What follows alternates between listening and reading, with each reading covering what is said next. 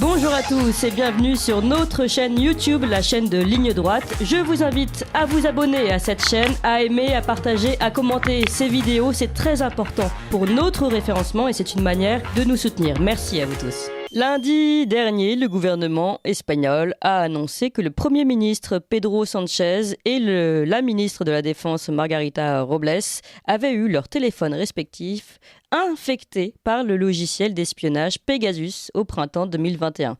Ce sont donc leurs téléphones officiels et non leurs téléphones personnels qui ont été infectés. Et c'est bien la première fois que le téléphone d'un Premier ministre en fonction est infecté dans le monde. Environ 2,7 gigas de données auraient été extraits, dont on ignore encore la teneur. Alors évidemment, aucun pays n'a pour le moment été identifié, mais il s'avère qu'au moment de l'infection, l'Espagne était en crise diplomatique avec le Maroc. En tout cas, qu'est-ce que tout cela signifie ? Qu'est-ce que le logiciel Pegasus ? Et est-ce que cette nouvelle est également inquiétante pour la France ? C'est la question que l'on pose à Yannick Châtelain. Bonjour professeur. Bonjour Clémence. Vous êtes professeur associé enseignant-chercheur à Grenoble École de Management et responsable de Game Insight. Vous êtes expert du digital et spécialiste du hacking et de la communauté hacker. Alors là, on est vraiment en plein dans votre sujet. D'abord, est-ce que vous pouvez présenter ce logiciel Pegasus à nos auditeurs ? Le logiciel Pegasus, c'est tout simplement un logiciel de style, ce qu'on pourrait appeler cheval de Troie, qui permet en fait de s'implémenter. Alors, ils ont des techniques pour s'implémenter sur les smartphones sous iOS ou Android. C'est un logiciel qui est commercialisé par la société NSO, qui est une société israélienne. Une fois que votre téléphone est infecté, alors il y a deux façons. NSO se vante, ça c'est approuvé.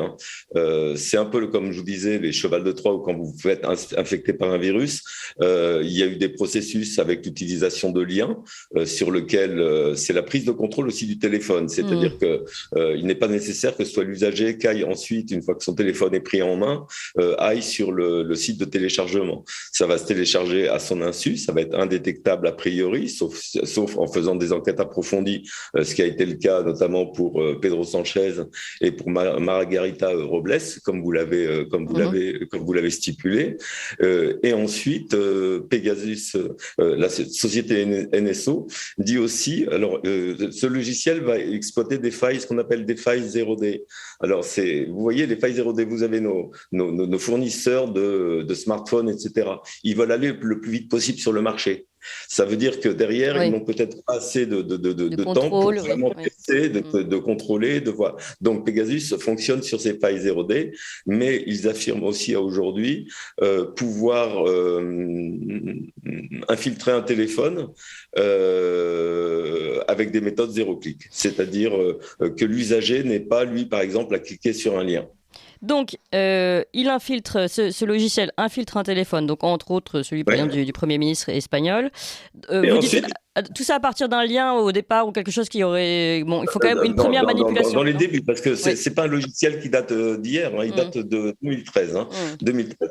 Et puis ensuite, alors, pour ce qui est de la récupération des données, quand on parle par exemple des gigaoctets qui ont été récupérés et précisé Clémence, dont on ne connaît pas la teneur, il récupère tout, fichier, message, mot de passe, écoute, appel, enregistrement, déclenchement de caméra, géolocalisation, et il peut même, récupérer des messages de messagerie cryptée comme Signal, WhatsApp, etc. Ah oui, d'accord. Signal, la messagerie cryptée où tout le monde se dit bon, ici c'est bon, il n'y a pas de. Ici, Clémence, ici c'est plus bon avec Pegasus. Ah oui, non mais d'accord. Donc, et par exemple, WhatsApp, j'imagine aussi, toutes ces applications en fait. J'imagine. Absolument. Ouais.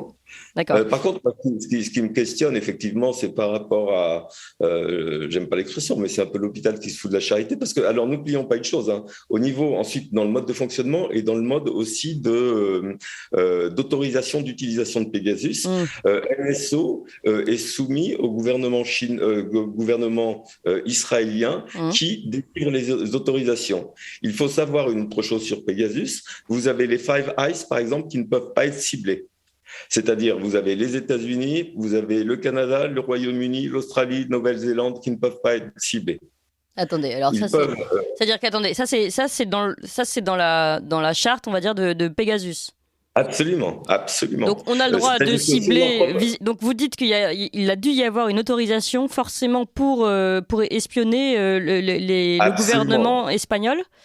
Absolument, naturellement. C'est-à-dire, non, la vente au pays Hmm. est soumise à quel que soit. Il y a des dizaines de pays, a priori, qui disposent du logiciel Pegasus, Hmm. et on va en parler. C'est un peu l'hôpital qui se fout de la charité au niveau de l'Espagne, puisque le gouvernement espagnol, je rappelle, s'en est quand même doté, et Oui. que vous avez, suite à une enquête de Citizen Lab de l'Université de Toronto, Hmm. ils ont démontré que le 18 avril, plusieurs dizaines d'indépendantistes en Catalogne ont été espionnés. Donc le dévoiement par le pouvoir espagnol, ça peut être aussi les journalistes qui sont espionnés, ça peut être toute personne qui n'est pas dans la ligne du parti en place ou du gouvernement en place.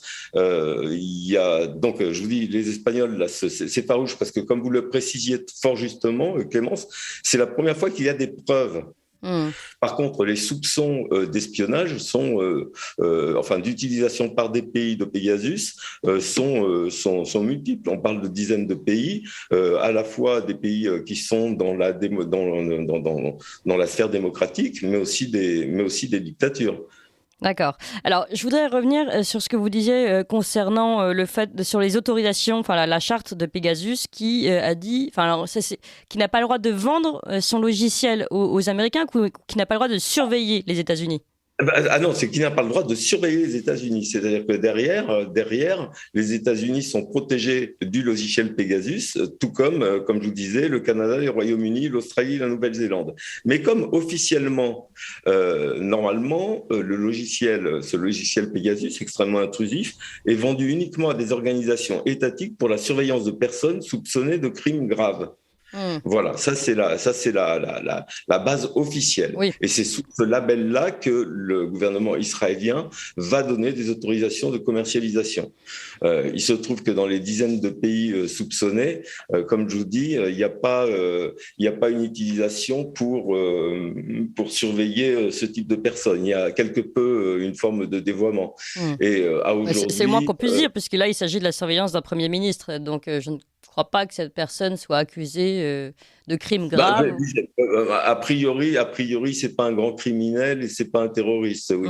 Et comme vous le soulignez également, il y a de forts soupçons effectivement au niveau du Maroc qui dément formellement l'utilisation du logiciel, mais quand même là où les soupçons sont importants, c'est qu'en fait, ça s'est passé, le premier, c'était en mai 2021 pour le président espagnol, et la deuxième infection, c'était en juin pour ce qui concerne la ministre de la Défense. Et effectivement, il y avait de vives tensions avec le Maroc qui avait relâché son contrôle des frontières et avait laissé passer énormément de migrants, et ça avait provoqué une crise diplomatique assez importante, d'où les soupçons possibles sur le Maroc. D'accord. Alors, je voudrais qu'on prenne un petit peu de recul par rapport à cette information et qu'on se pose la question, pour nous, Français, en quoi cette annonce est inquiétante ? Là où l'annonce est inquiétante, c'est que nous avons une société privée qui est sous le contrôle d'un gouvernement israélien qui va déterminer quel pays peut en disposer sans naturellement en contrôler son usage. L'usage, il peut être, comme je vous l'ai dit, dans un cadre rigoureux et officiel, et il peut extrêmement être dévoyé et mettre en péril la vie de personnes. Et les logiciels en situation, par exemple, de guerre, c'est assez surprenant. Ça s'est passé en France. Nous avons vendu des logiciels de traçage dans des situations de guerre, que ce soit la Libye ou la Syrie, et le logiciel est devenu une arme de guerre. C'est devenu une arme de guerre. Bien sûr. Et là, si on considère qu'aujourd'hui, parce que ça peut avoir des enjeux géopolitiques énormes, si on considère, imaginons, nous sommes dans une projection pour mieux comprendre la situation, que donc le gouvernement israélien valide la vente de ce logiciel Pegasus à l'Ukraine plutôt qu'à la Russie. Voilà. C'est comment dire, c'est comme une vente d'armes ou comme ou une On est livraison d'accord. d'armes de belligérance. Ce sont des armes de guerre, des armes de Mm, belligérance, mm, absolument. mm. Et effectivement, vous avez raison d'évoquer l'Ukraine, d'évoquer la Russie. Il y a quand même une omerta concernant les pays commanditaires. Mm. Un jour, certainement, cette liste sortira. D'accord. Alors, est-ce qu'il y a une manière, malgré tout, vous parliez de surveillance, évidemment, tout le monde vérifie, j'imagine, dans les gouvernements, si son téléphone n'est pas infesté, n'est pas espionné. Ah, Mais bah, ils vont avoir du boulot, Clémence, parce que, je suis désolé de vous couper, ils vont avoir du boulot parce que le logiciel Pegasus, la société se targue de pouvoir à la fois, une fois l'infiltration faite, disparaître et s'autodétruire. Ah oui, d'accord. Donc, mais, Et à chaque coup, ils montent d'un cran, hein, quand hmm. même. Alors, mais comment, alors, dans ce cas-là, le gouvernement espagnol s'en est rendu compte? Ah ben là, ce sont leurs services de renseignement qui ont analysé toutes les données, toutes les actions qui ont été menées enfin, sur le téléphone, et ils se sont rendus compte, d'après ce que j'ai compris, qu'il y avait eu la visite sur un site qui était éminemment suspecté de provoquer l'autotéléchargement de Pegasus. Voilà. D'accord. Ah oui, d'accord. Ça demande une investigation lourde. C'est-à-dire que je pense qu'ils vont pas pouvoir vérifier tous les téléphones officiels, hein. Oui. Et qu'est-ce qu'on fait dans ce cas-là? Enfin, question idiote, parce que j'imagine que si on reprend un nouveau téléphone, ça ne marche pas, ce n'est pas aussi simple que ça. Dans ce cas, on fait à la méthode de la mafia, hein, des pizzini. Vous connaissez les Non, pizzini? Alors, les pizzini, c'est très simple. Je sais ça pas si ressemble à c'est une ma petite Cosa pizza, mais Nostra. j'imagine que c'est pas Non, non, ça. c'est pas une pizza. Alors Clément, c'est pas une petite pizza, non, c'est des petits rouleaux de papier. Et la mafia, je crois que c'est la Cosa Nostra s'en sert. Ce sont des petits rouleaux de papier, en fait, où vous avez un mot qui peut être aussi bien la projection d'un assassinat de quelqu'un que d'une invitation à un mariage. Ouais. Et en fait, il passe pas du tout par les téléphones, il passe par une poignée de main. Ah oui. Une poignée de main où il refile le pizzini, etc. Non, je crois que tant qu'on a un téléphone, là, ça montre la puissance, comment dire, du logiciel. Et je crois me rappeler que Emmanuel Macron a soupçonné pendant un moment, ou les services La ont Russie. soupçonné un moment, que le téléphone du président de la République a été infiltré. Oui, alors là, on Donc, accusait la Russie à ce moment-là. Mais il y a surtout quand mais même. la Russie, oui. Alors, dès qu'on pouvait accuser quelqu'un, de toute façon, c'était la Russie, hein. Oui, c'est pratique. En revanche, il y a quand même une information qui a vraiment été révélée au grand jour, c'est celle par Julian Assange, qui quand même révélait que la NSA espionnait François Hollande, Nicolas Sarkozy et je ne sais plus s'il y avait encore un troisième président. Ils avaient tous été écoutés par la NSA et ça a été révélé. Finalement, on se demande si aujourd'hui, faut pas tout simplement éviter toute conversation stratégique au téléphone. Enfin, ça semble être un b.a.-ba, mais est-ce que nos gouvernements ne l'ont pas un petit peu oublié également? Ah, mais je pense que nos gouvernements ont oublié beaucoup de choses. Alors, ne serait-ce que dans l'usage d'Internet, ils ont, par exemple, oublié que les écrits restent. Ils ont oublié que ce qu'ils avaient dit il y a 15 jours, s'ils se contredisaient 15 jours plus tard, ça pouvait ressortir. Je pense qu'ils sont, pour beaucoup, assez naïfs quant à l'usage des technologies et la façon dont elles peuvent se retourner contre eux. Et effectivement, un téléphone, aujourd'hui, n'est pas un outil sécurisé. Ou du moins, il y a suffisamment de solutions logicielles. Il y a, comme vous le rappelez, au niveau de la NSA, ils avaient aussi des méthodologies. Et puis, on découvre que les services de renseignement, ils renseignent. Et les cibles les plus importantes, oui, ce sont des cibles. Et comme je vous le disais, là, le pire aujourd'hui au niveau de ce logiciel, c'est que désormais, il suffirait, donc ça, c'est l'entreprise qui le précise, il suffit de disposer d'un numéro de téléphone de sa cible, quoi. Ah oui. Oui, c'est si simple que ça. Une question encore du point de vue géopolitique. Est-ce que on voit donc Israël, cette alliance étrange de Pegasus qui ne doit pas surveiller les États-Unis, le Royaume-Uni, puis je ne sais plus l'Australie, je ne sais plus quel autre pays vous avez cité. Oui, l'Australie et la Nouvelle-Zélande. La Nouvelle-Zélande. D'un autre côté, bon, la NSA qui écoute la France. J'imagine que la Chine a son propre logiciel espion. Est-ce que la France, elle, est vraiment comment dire, la dernière des, voilà, la dernière à être à mal elle-même opérée sur ce terrain-là. Est-ce que elle... Alors comme je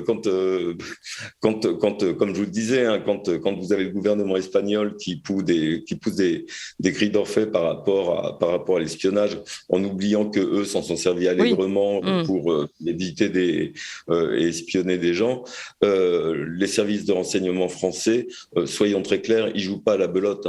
Hein. D'accord. Mais oui, mais sauf que par exemple Pegasus, pas avec Pegasus alors, puisqu'ils ne peuvent pas contre-espionner des personnes qui habitent ou qui seraient américaines. On a aucune idée aujourd'hui. Est-ce que le gouvernement français dispose du logiciel? Clémence, nous n'en avons aucune idée. Enfin, officiellement, oui, dispose du logiciel, mais ils peuvent pas contre-espionner tous les pays visiblement avec cette alliance Pegasus.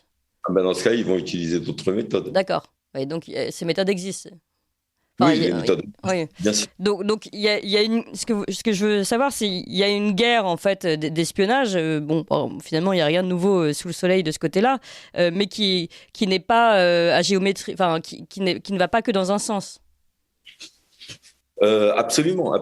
On désigne toujours des coupables parce qu'il y a eu des gros scandales qui ont été révélés. Et puis la NSA, ça allait plus loin. C'était vraiment des atteintes aux libertés fondamentales des citoyens. Enfin, il y a eu quand même, ça a été un véritable scandale. Mais tous les pays pratiquent de l'espionnage avec soit leur propre solution logicielle, soit avec leurs méthodes ou des méthodes classiques de services de renseignement. D'accord. Mais en tout cas, merci beaucoup pour tous ces éclairages, professeur Yannick Chatelain. Une dernière question, finalement, le pigeon voyageur, c'est pas si mal? Le pigeon voyageur, c'est bien, si tant est qu'il peut traverser l'océan Atlantique, avoir des endroits de ravitaillement pour pouvoir reprendre son vol. Oui. Mais le pigeon voyageur, je pense que le pigeon voyageur existe toujours. Hein. Oui. Et qu'il peut encore être utilisé. Oui, non, mais moi j'aimerais bien avoir je crois qu'on appelle ça un colombophile ou enfin voilà, quelqu'un qui travaille sur les pigeons voyageurs, parce qu'en effet je suis sûre que c'est encore un élément très stratégique en tout cas de cette guerre de l'information. Merci beaucoup Yannick Chatelain. Et il y a le digital, mais il y a aussi les oiseaux qui volent dans le ciel. Merci encore Yannick Chatelain, je vous rappelle professeur associé et enseignant-chercheur à Grenoble École de Management et responsable de Game Insight. Merci, à bientôt. Vous appréciez cette émission? Alors aidez Radio Courtoisie à en produire d'autres en indépendance totale. Rendez-vous sur soutenir.radiocourtoisie.fr. Merci d'avance.